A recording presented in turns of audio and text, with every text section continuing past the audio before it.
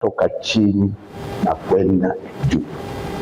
Na tunasema kuna mtu aliyetoka chini na kwenda juu, kwa jina yake anaitwa Yakobo.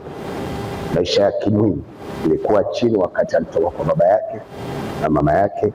Maisha ya kiroho ilikuwa chini wakati alitoka kwa baba yake na mama yake.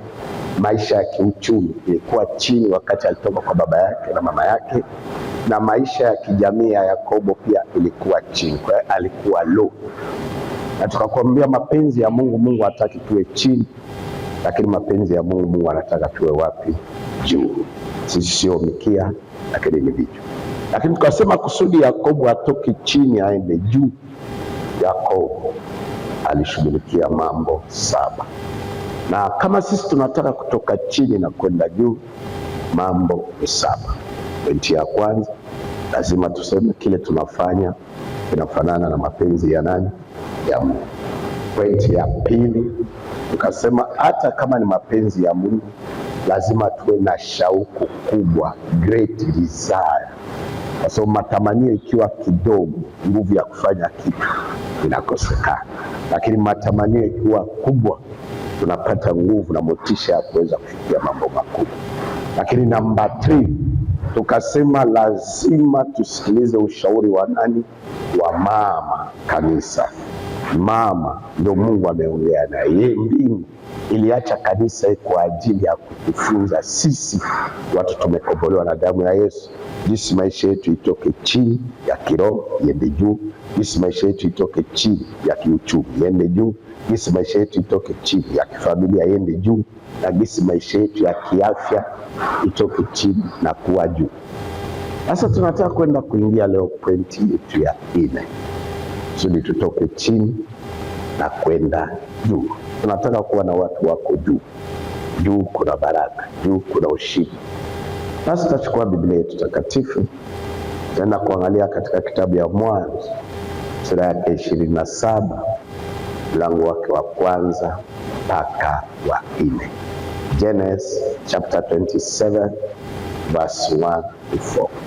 Genesis chapitre 27 verset 1 jusqu'à 4.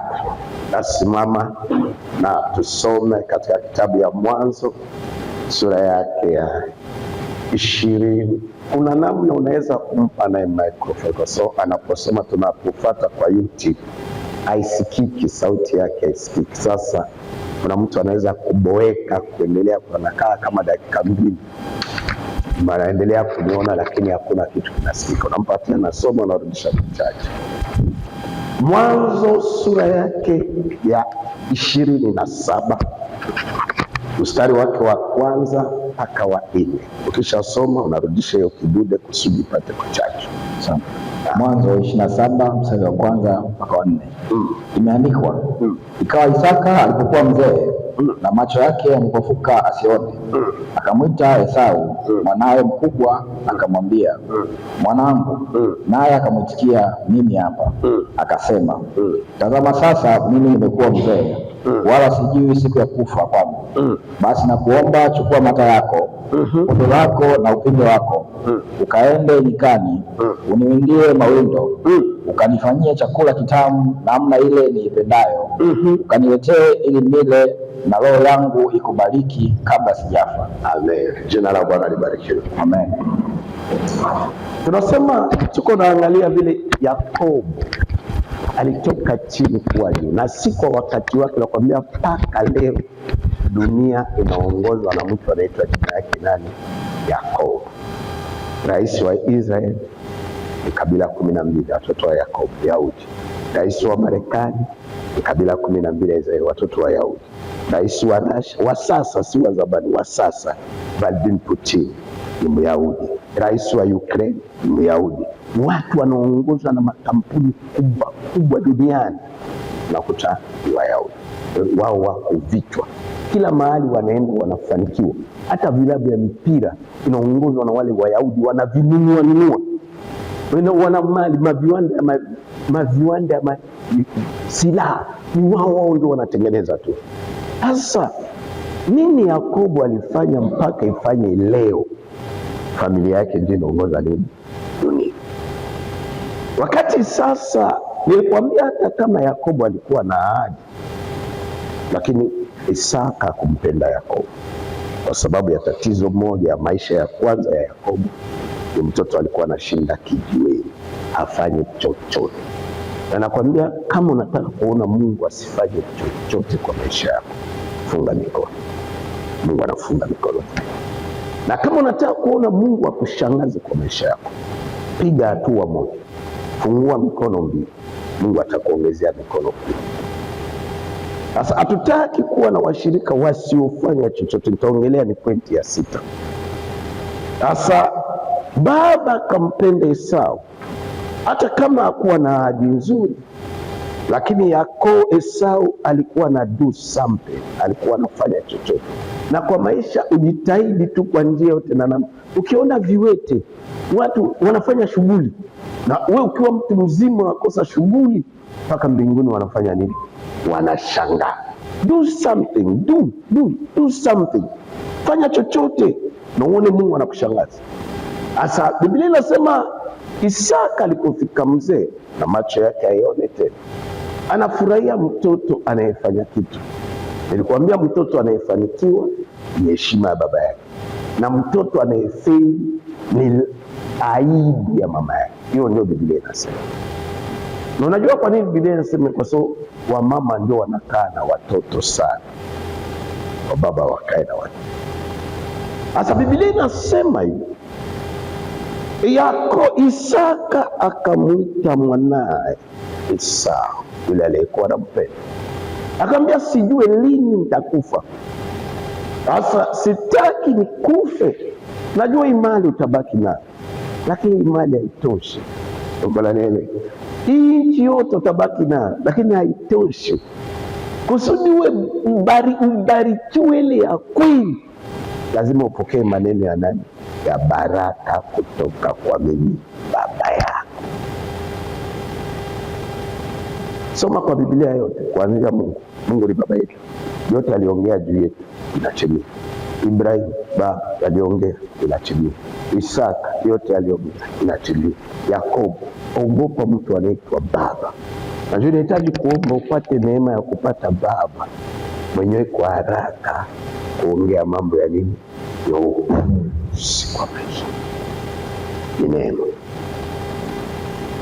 Na kama utakutana na mzazi mwenye ajizuii kuongea, mkwepekwepe, sasa iko na haribu maisha yako kabisa na kuisambaratisha. Naambia amwambie kwamba ambariki, ampe ng'ombe ni zake. Na hata baada ya Isaka kufa, Yakobo hakuchukuaka hata ng'ombe moja ya nani? Ya Isaka. Yakobo hakuchukuaka hata mbuzi moja ya nini? Ya Isaka. Yakobo hakuchukuaka hata shamba moja ya nini? Ya Isaka. Yote ilibakia kwa Esau. Lakini ni baraka gani ya Isaka iko namwambia, kabla sijakufa nikubariki. Na yeye ni mzaliwa wa kwanza, mang'ombe yote ni yake, mifugo yote ni yake, kila kitu ni yake. Lakini ni baraka gani kubwa kwa maisha ya mzazi kupita baraka yote? Ni baraka ya maneno. Mzazi sahihi anayeokoka anafaa kujizuia mara 100. Hata mtoto akosee kiasi gani, kinywani kwake zitoke maneno ya kumlaani. Unaona maana hautaenda mahali popote, hautakuwa chochote nari. Na Esau kama angejua baba yake kuna mdanganya, haina maana. Esau angemwambia baba yake, unipa tu mali yangu hii, mimi sina haja tena ya maneno. Lakini Esau akajua kabisa maneno kwa Mungu kuumba kila kitu. Mungu alitumia nini? Neno. Na Mungu alimuumba mtu kwa mfano yake, na mtu anaumba kila kitu kwa maneno. Hivyo tunatengeneza watoto wetu kuwa malaya kwa maneno, tunatengeneza watoto wetu kuwa maskini kwa maneno, tunatengeneza watoto wetu waseme maisha sio na mwelekeo na picha. Kwa nini? Kwa maneno yetu. Lakini makosa ya Isaka hapa, anataka kupeana baraka kubwa kupita baraka yote. Mzazi yako akikuachia magari ni baraka ndogo. Mzazi yako akikuachia nyumba ni baraka ndogo. Mzazi wako akikuachia mashamba ni baraka ndogo. Ya maisha ya mzazi kwa mtoto ni maneno. Mambo yote Yakobo aliongea kwa watoto yake 12. Angalia, mzaliwa wa kwanza wa Yakobo ni Ruben, lakini ukienda kwa taifa Israeli hajulikani. Hata Musa alijaribu kurekebisha, kusawazisha, kwa sababu Ruben alitembea na mke wa baba yake na baba akalituka. Mara mingi watoto wanapokosea wazazi wanalituka. Matokeo yake siku aliwaita kuwabariki. Mzaliwa wa kwanza pahali ya kichwa. Ukienda kwa taifa ya Israeli hawajui taifa kabila ya Ruben haina maana, haina nguvu. Kwa sababu ndio anamuita wa kwanza. Sasa nakuwekea mkono, kwa sababu nitembea na mpango yangu ya kani, hauna maana, hautakuwa chochote. Maneno. Na japo Ruben ndiye alihitaji kuongoza taifa Israeli, na mpaka leo hana maana. Ikabidi baba wa kiroho Musa alipokuja akakuja kutapana, huyo aliyekuwa mzaliwa wa kwanza, aliyekuwa wa maana, aliyekuwa nafaa, anakuwa hafai kutokana na maneno ya nani? Ya mzazi. Na tuna watoto wetu wengi hawafai, useless, hawana maana. Na walikuwa na maana. Hakuna mtu Mungu mwenyewe amemuumba pasipokuwa na maana, lakini wanatokana kutokuwa na maana kutokana na maneno yetu sisi wazazi. Ikabidi Musa akasema lazima Ruben naye afanye nini? Aishi. Lakini tu anasema aishi, umesikia? Hakusema aishi tajiri, hakusema aishi, anaishi tu, na mpaka leo anaishi tu. Sasa kamwambia nataka kukubariki, mtoto anayempenda. Lakini kuna makosa ya Isaka hapa. Huyu ni mtoto yake anayempenda kupita Yakobo. Bali mara moja tu amwite na afanye nini? Ambariki. Chia maneno yangu kuanzia leo, wewe ndio mzaliwa wa kwanza, wewe utakuwa kichwa, wewe utainuka, wewe utafanikiwa, wewe utaenda mali, wewe utasimama makubwa. Biblia inasema Isaka akamwambia, wewe ndio nitafutie ile nyama mimi napendaka. Ukisha nipatia ile nyama mimi napendaka, unitengenezee, unipe, nikule, moyo wangu ufanye nini? Ufurahi. Usikilize. Moyo ikifurahi inatoa maneno ya furaha. Moyo ikiwa na uchungu na huzuni inatoa maneno ya nini? Ya uchungu na huzuni. Na piga kwa maisha yangu. Sasa sitaki kukubariki sina furaha na sina huzuni. Nataka kukubariki moyo wangu mpaka ipate furaha. Japo kwa mtu kufurahi lazima apate kile kitu anafanyaka nini? Anachokitakaka. Kila mmoja kati yetu ana kitu anachotaka. Sasa nikisha kula na furaha nikubariki. Sasa akatoka kwenda kulinda nyama. Lakini matatizo hapo mama msikii. Kabila Yakobo akatengeneza.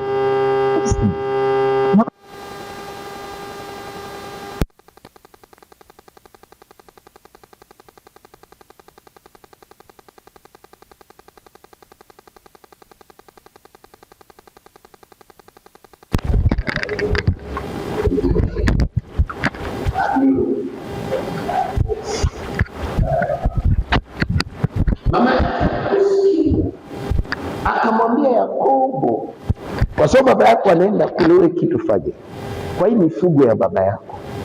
Mimi ndio namjua baba yako, tumeoana naye, najua ni nyama gani anafanyaka nini, anapenda. Nikimtengenezea vile na akila, moyo wake utafanya nini? Utafurahi. Kila nyama inahitaji Isaka atengenezee, ndio moyo wake itafanya nini? Itafurahi. Kuna nyama ile alikuwa anapenda, na aliyekuwa anayejua zaidi sana si Esau na si Yakobo, lakini ni mama yake nani? Mama ya Rebeka. Sasa wakaenda kutafuta nyama yake, na kweli aliipata, lakini mama alikuwa anajua. Unisikilize, kitu mtu anapenda lazima umkute anafanya hiyo kitu. Kama mtu anapenda ukulima, ukuta analima mashamba. Kama mtu anapenda biashara, unakuta anafanya nini? Biashara. Kama mtu anataka ufugaji, anafanya nini? Sasa kama alikuwa anafuga wanyama, kwa hivyo Isaka alikuwa anapenda nini? Nyama ya mbuzi ya kufuga. Sasa mtoto akafanya mistake pale ya kuchukua tu nyama moja ya baba yake kufuga ile anapendaka. Isaka alikuwa anahitaji isiyo yake.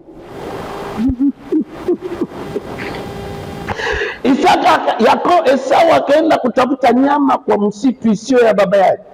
Atapoitengeneza, atapoikula, hiyo itakuwa nyama ya nani? Ya Esau. Lakini baba ana ile anapendaka, na kile mtu anapenda anakifanya, anakishughulikia. Na ndio maana alikuwa na mifugo 7,000, ng'ombe 118 kwa sababu anapenda. Alikuwa na mbuzi wengi, alikuwa na kondoo wengi. Mama akamshauri mtoto wake Yakobo, kaka yako Esau hajui nyama baba yako anapendaka, chukua kwenye nyama zake anafuga moja, mchinje, mimi nitampigia, na atapokula moyo wake itafanya nini? Itafurahi na atakubariki na kukupa baraka. Makosa Esau, alikosa baraka ya baba yake. Sasa alienda kutafuta nyama yake binafsi, lakini angechukua kwa nyama ya baba yake zilikuwa pale, Yakobo asingepata nafasi ya kufanya hiyo mchezo. Na mbingu inataka kutubariki, msikilize, Mungu akiwa baba yetu wa kiroho. Lakini hata Mungu anapotaka kutubariki, anataka kutubariki na masharti. Lazima moyo wake uwe na nini? Na furaha. Na kuna vile vitu Mungu anapendaka.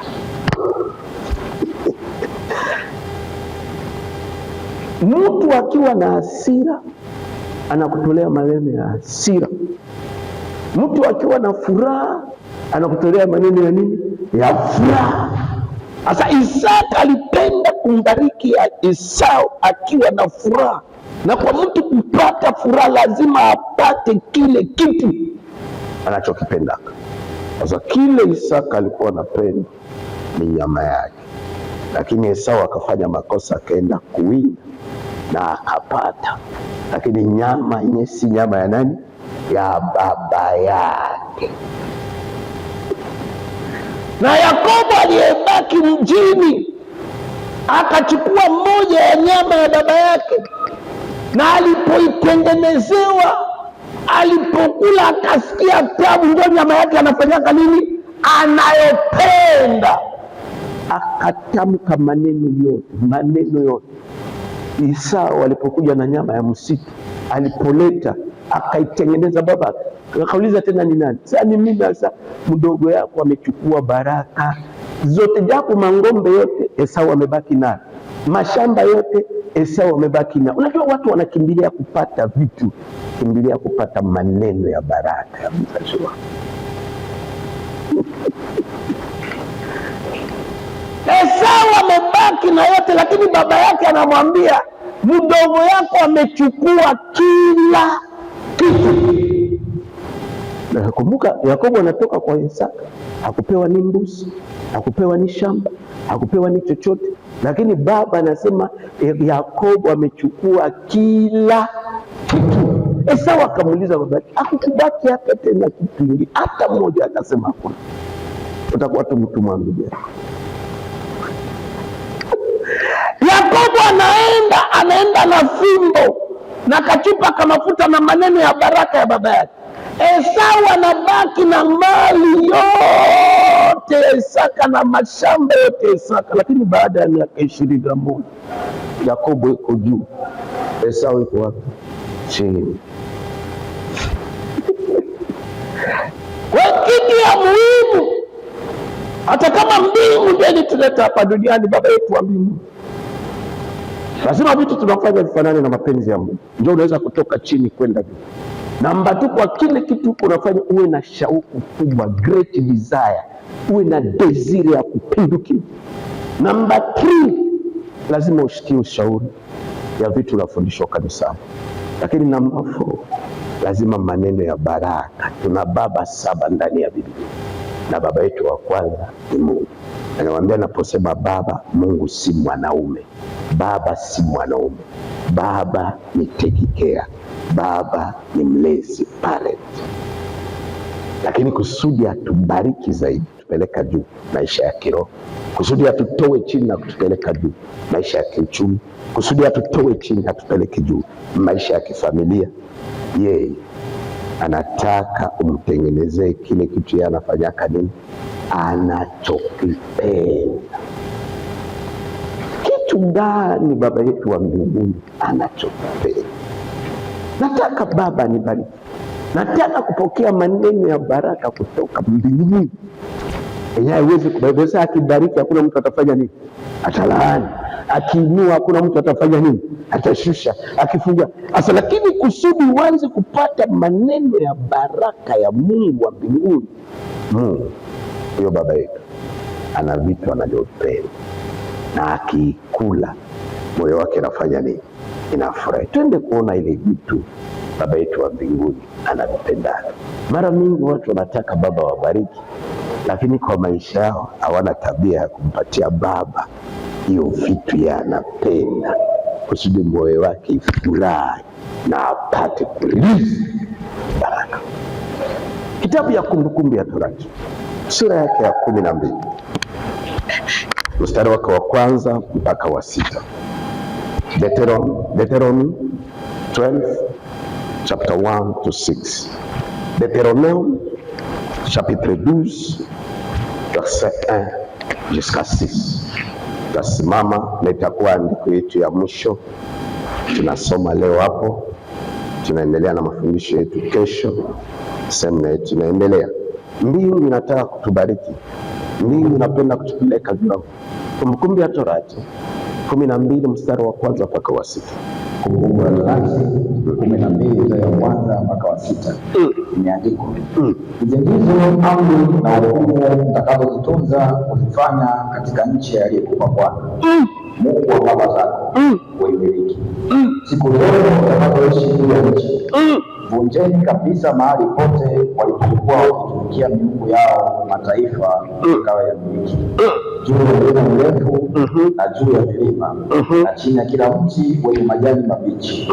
Nanyi zivunjeni madhabahu zao, zibomweni nguvu zao, na maashera yao yateketezeni kwa moto, na sanamu za kuchonga za miungu yao zifuteni, na jina lao lifuteni mbali mahali hapo. Wala msimfanyie hivyo Bwana. Enda pole pale ile. Wala msimfanyie hivyo Bwana Mungu wenu. Lakini mahali atakapochagua Bwana Mungu wenu katika kabila zenu zote, na paweke jina lake, maana ni makao yake. Elekezeni nyuso zenu hapo, nao wende huko. Pelekeni huko sadaka zenu za kuteketezwa na dhabihu zenu na zaka zenu na sadaka za kuinuliwa mikono yenu na nadhiri zenu na sadaka zenu za hiari na wazaliwa wa kwanza wa makundi yenu ya ng'ombe na ya kondoo. Amen. Jina la Bwana libarikiwe. Amen. Mungu ana kitabu. Mungu alimpatia Musa vitabu ya Musa ilikuwa 4. Kitabu ya Mwanzo, Kutoka, Hesabu na Walawi. Lakini kwa sababu walitembea na watu miaka 40 jangwani na watu wote wazima walifariki, kulikuja kizazi kipya. Ikabidi Musa apande kwa mlima tena kuongea na Mungu. Ndio Mungu akaanza kumrudilia maneno. Kuna vitu anamwambia warudilie, waambie watu. Kuna vitu alitoa na kuna vitu anafanya nini? Anaongeza, kwa sababu hawa ndio wanataka kuingia. Ndio maana inaitwa kumbukumbu ya nini? Ya Torati, marejeleo, kurudilia tena kuitaja. Kuna vitu inapunguzwa na kuna vitu inaongezwa na kuna vitu inabaki vile. Sasa Musa alipoenda kumwambia Mungu, nisamehe nilikosa, lakini mimi nataka kuingia kwenye nchi. Mungu ameniambia nchi yako na asali na nini? Na maziwa, baraka. Lakini kuambia kuna hatari ya kupewa asali, kwamba unapewa asali na maziwa bila kwenda na ng'ombe na bila kutengeneza mizinga ya nyuki, hautapata asali na utapata nini? Maziwa. Kwa hiyo baraka ya Mungu ina condition. Yeye ni kazi yake ni kutoa asali, na kazi ya mtu ni kutengeneza mizinga ya nini? Ya nyuki. Yeye kazi yake ni kutoa maziwa, kazi ya mtu kufuga nini?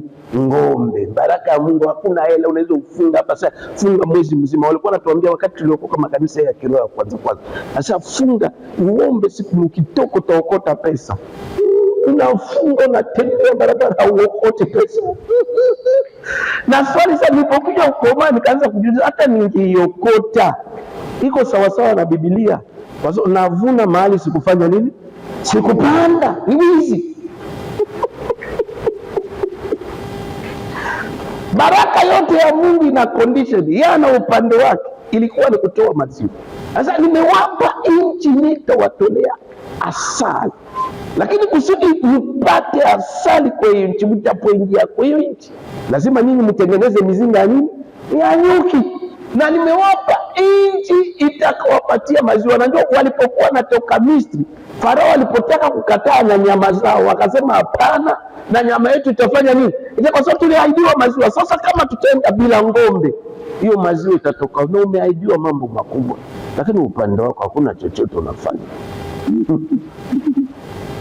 Una ahadi nyingi mingi, Mungu ameongea na mambo mingi, amesema na mambo makubwa, lakini tatizo tu haitageuka kweli, kwa sababu hakuna chochote umefanya kwa maisha yako. Sasa ndio Mungu akamwambia wewe utaingia, lakini naambia wale watu wanaenda kuingia kwa hiyo nchi, sawa, ile niliwaahidia, wanatoka kwa mateso, wanaenda kuingia ile. Watapoingia kwa hiyo nchi, kitu ya kwanza wavunje madhabahu ya miungu yote ya nini? Ya kigeni. Makosa Mungu kama alifukuza watu kwa ile nchi, ilikuwa nchi tajiri. Watu wale Mungu aliwapatia ile nchi tajiri, bali wamwabudu Mungu, aliamua kuabudu nini? Miungu. Ndio Mungu akachukizwa nao, sema watu wote.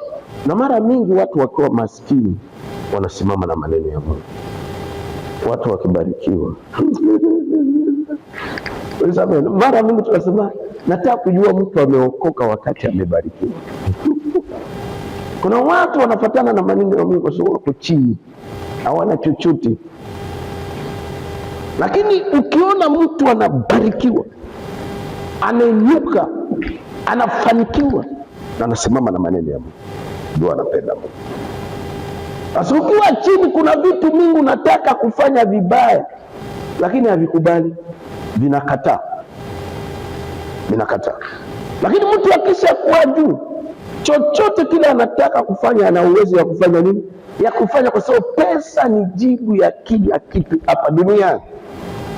Sasa akamwambia mnapoingia sasa, kwa sababu mnatoka kwa shida, mlikuwa watuma, chochote mlikuwa natumika iko chini ya Farao.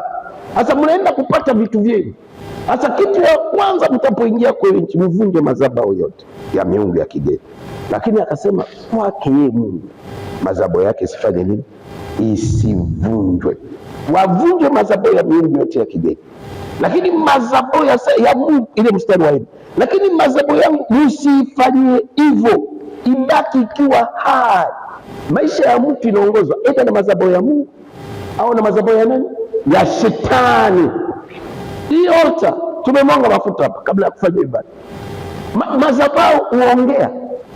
Maisha yetu inategemea. Nakwambia hata ukiwa na masomo, nakwambia hata uwe na kipato, nakwambia hata uwe mrembo, hata unakwambia hata uwe na bidii kiasi gani, lakini maisha yako itategemea ni madhabahu gani inaongea kwa maisha. Akasema madhabahu yangu msinifanyie. Angajoke Mungu anaanza. Kwa Mungu hataki madhabahu yake ivunjwe kwa maisha yako, inahitaji isimame. Anasema nataka. Namba 2, anasema elekezeni ninyi wote mtakufika kwenye nchi wa Israeli wa kimwili. Na sisi ndio Waisraeli wa kiroho. Elekezeni nyuso zenu mwende kwa hiyo nini? Nyumba mahali madhabahu yangu liteyeka. Na mtapoenda kwa hiyo nyumba, kuna vile vitu mimi Mungu napenda. Mungu anapenda vitu 7.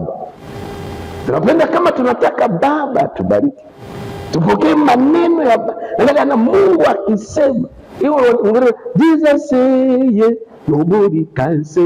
Mungu akisema anakubariki, hata mganga, hata wachawi, hata familia, hata nani hawawezi kucheza. Lakini mzazi wote kwa kukubariki lazima akuwe na moyo wa nini? Wa furaha. Na kila mzazi ana kile anachokipenda.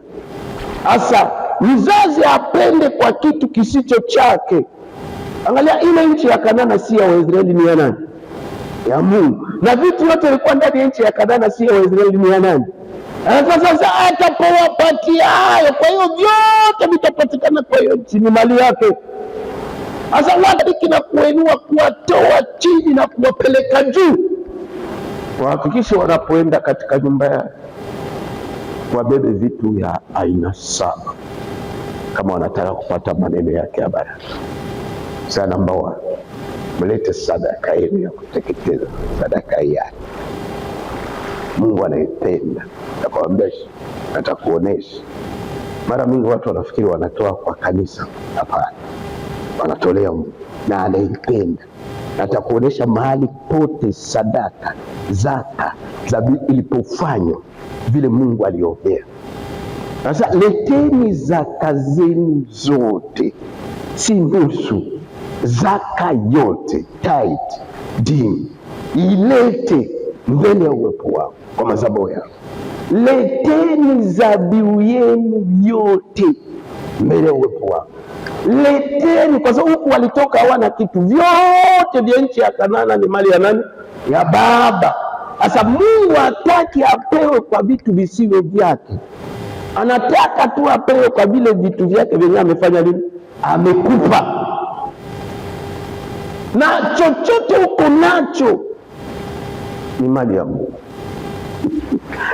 Sasa mbingu inapokujaribu na ndogo kiasi kidogo kidogo, na Mungu anapoona unakula ile iko yako na unakula ile yake anapenda, hawezi kuachilia maneno ya baraka kwa maisha yako.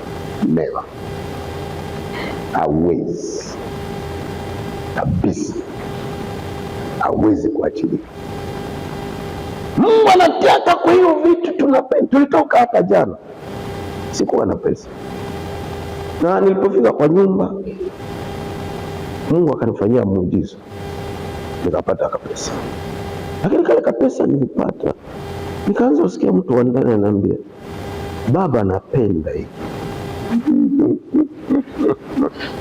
Naweza kuonesha, niliingia kwa akaunti ya benki yangu, utaiona kabisa, taonesha. Ele niliingia, ilipoingia tu nasikia mtu wa ndani ananiambia, baba anaipenda, na mimi sina hela. Hiyo hela ndio nilinunua drums, nimebakia bila hela.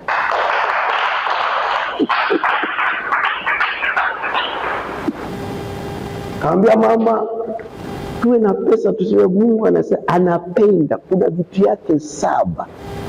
Kama unataka kupata maneno ya baraka ya mzazi, lazima mzazi apewe hiyo vitu. Anafanya nini?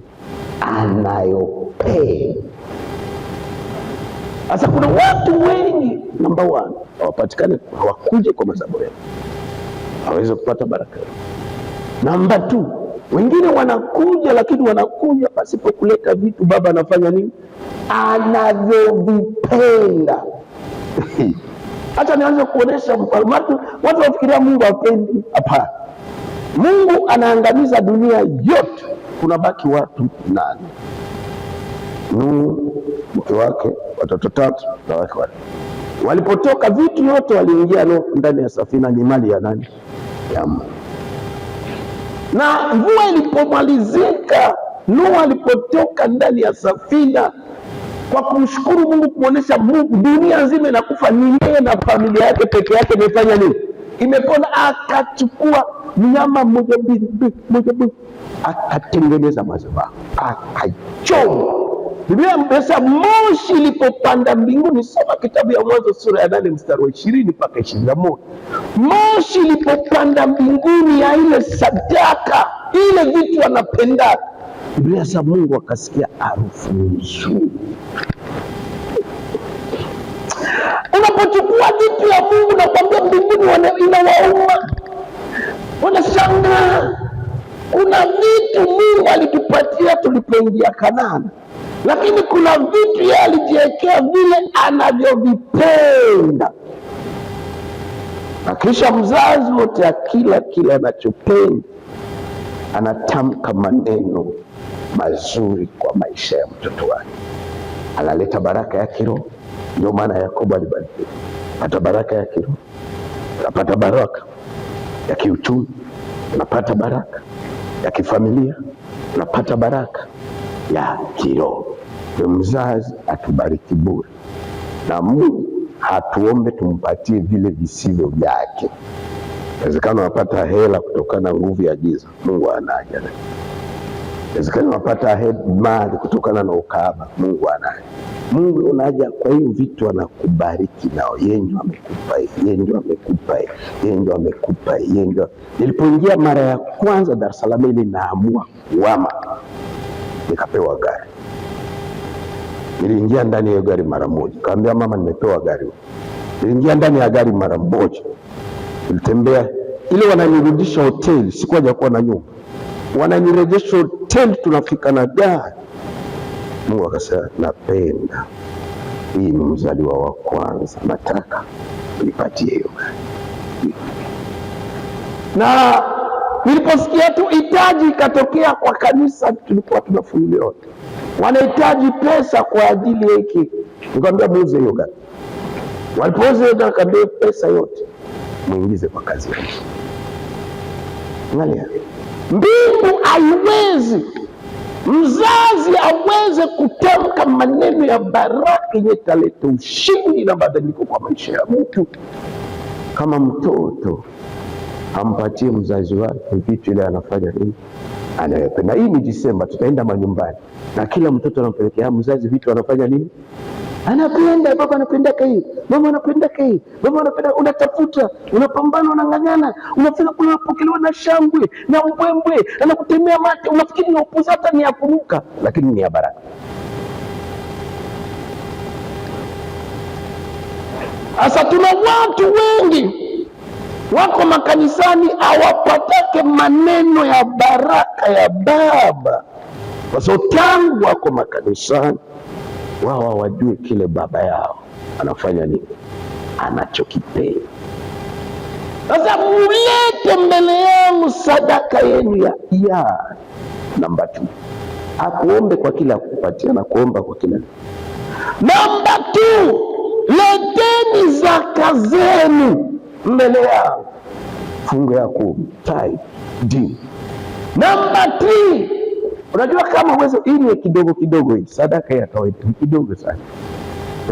Fungu ya 10 ni kidogo sana. Angalia kwa mfuko nikiwa na 10,000, 1,000 nyanguke, unafikiri nitarudia na gari kwenda kuitafuta? Sasa kama mtu atoe fungu ya 10 hawezi kufika kwa ile vitu kubwa. Sadaka kubwa hapa ile Mungu anapenda kupita ni sacrifice. Kile kitu unapenda kupita kila kitu ndio Mungu anataka. Sasa kama mtu bado ndani anashindwa sadaka ya kawaida, fungu ya 10, naziri, nini, malimbuko, mzaliwa wa kwanza, shukrani. Kama mtu bado yuko na shinde aweze kufika kwa hii big, na hii big ndio inavunja madhabahu na kutoa kwa mfumo ya familia yetu.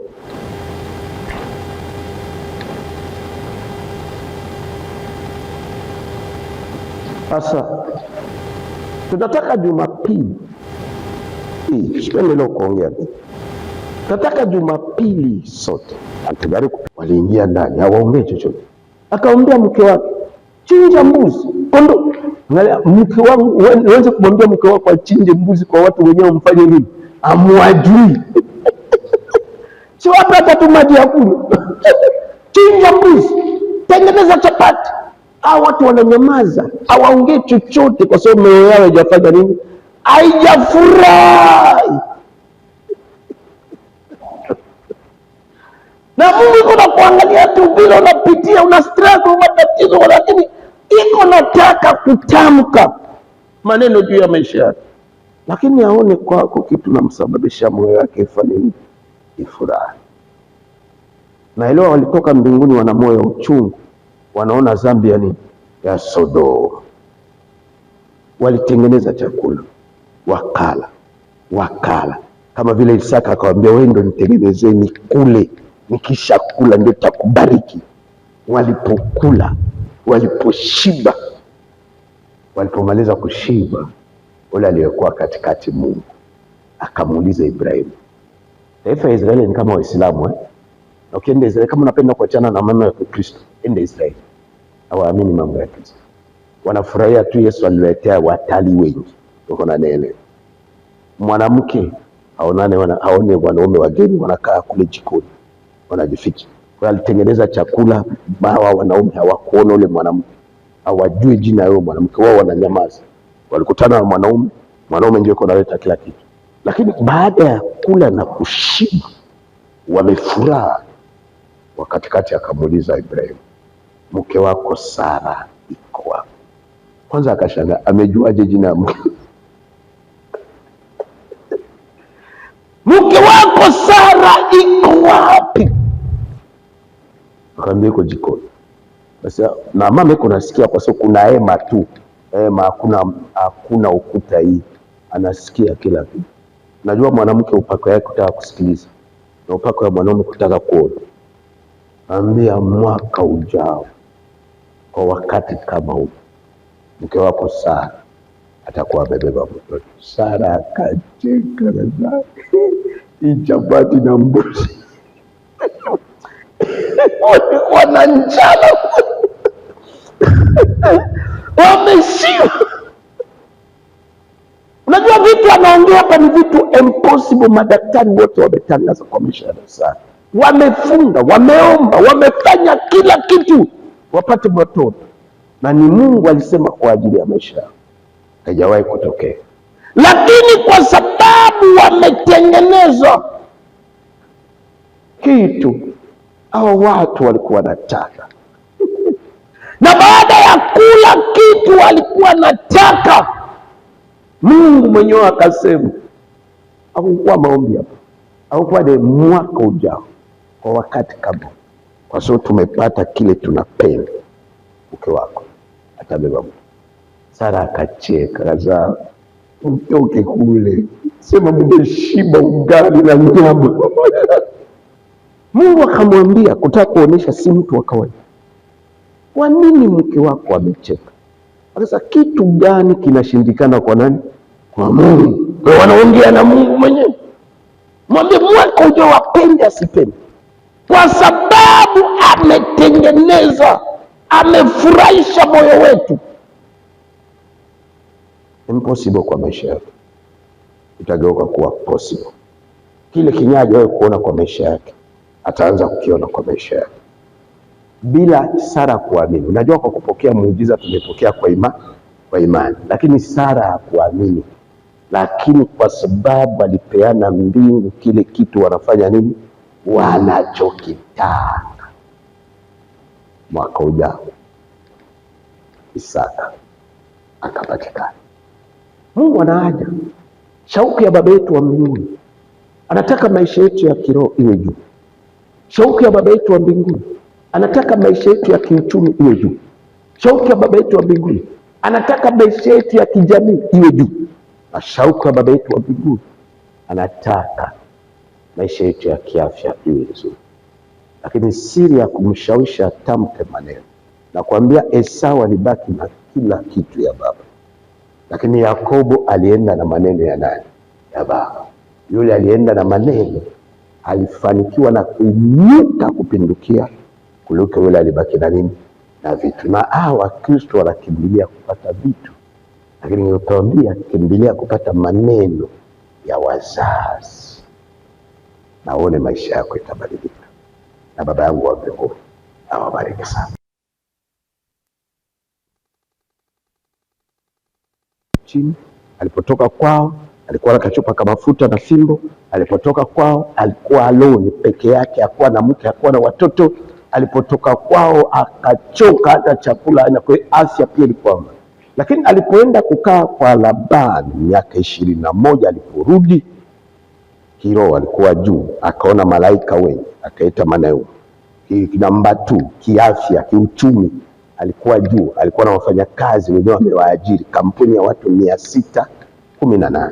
Namba 3, alikuwa na familia kubwa, amegawa kambi mbili, zaidi ya watu 2000 na namba 4 wote walikuwa na afya njema. Ndio tunasema nini ilisababisha Yakobo atoke chini kwenda juu? Sema mambo 7. Namba 1, ya Mungu alitaka Yakobo akuwe nani? Mkubwa. Kwa hiyo alikuwa anafanya vitu sawa sawa na mapenzi ya nani? Ya Mungu.